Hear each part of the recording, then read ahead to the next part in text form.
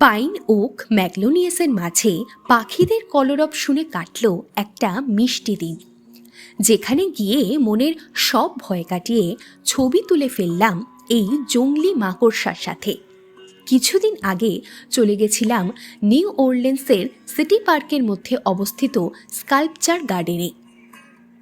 গোটা সিটি পার্কটি ১৩০০ একর জায়গা জুড়ে বিস্তৃত। ব্যস্ত শহরের বুকে এই বিশাল অংশ জুড়ে আছে শুধু সবুজ প্রকৃতি আর শান্তি। পার্কের মধ্যেই ১১ একর জায়গা জুড়ে রয়েছে এই স্কাল্পচার গার্ডেনটি। দেশ বিদেশের বহু বিখ্যাত শিল্পীদের হাতের কাজের নিদর্শন রয়েছে এখানে।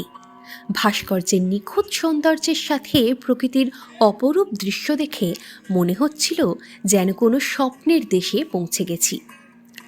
কার্টুনে যেমন দেখায় ছোট একটি জিনিসের ওপর টর্চের আলো ফেললেই মুহূর্তেই সেটি বড় হয়ে যাচ্ছে, এই সেফটি পিনের স্কাল্পচারটি দেখে সেই ছোটবেলার কার্টুনগুলোই মনে পড়ে গেল।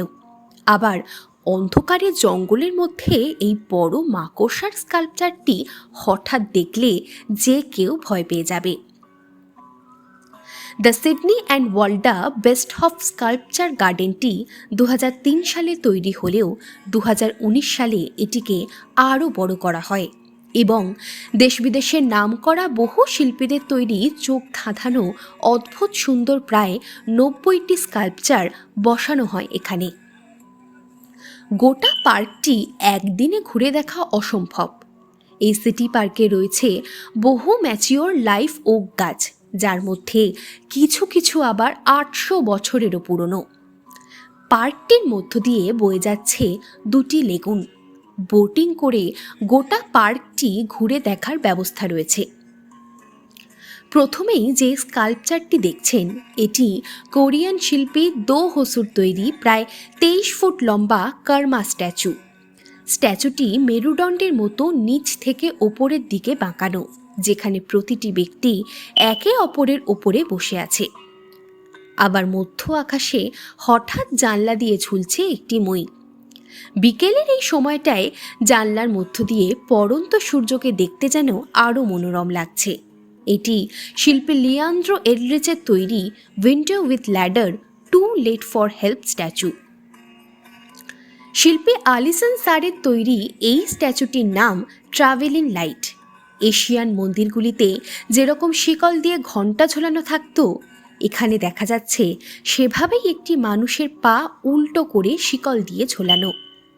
গোটা পৃথিবীতে একসময় যে দাস প্রথার চল ছিল, তাদের ওপরে যে নির্মম অত্যাচার চলত তা অসহনীয়। তাদের কষ্ট এই ভাস্কর্যের মাধ্যমে তুলে ধরা হয়েছে।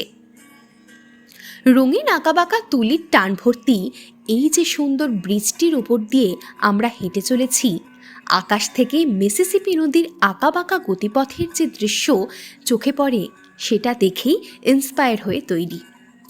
পার্কটি জুড়ে এরম আরও বহু সুন্দর সুন্দর ভাস্কর্য ছড়িয়ে ছিটিয়ে রয়েছে।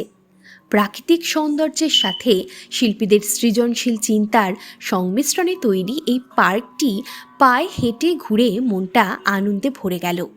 এই পার্কটি ছোট থেকে বড় সকলের মনে প্রকৃতির প্রতি একটি ভালোবাসা তৈরি করে। এরকম আরও অনেক ভিডিও দেখতে ব্লগ বিতান চ্যানেলটিকে সাবস্ক্রাইব করতে ভুলবেন না। Until next time, thanks for watching.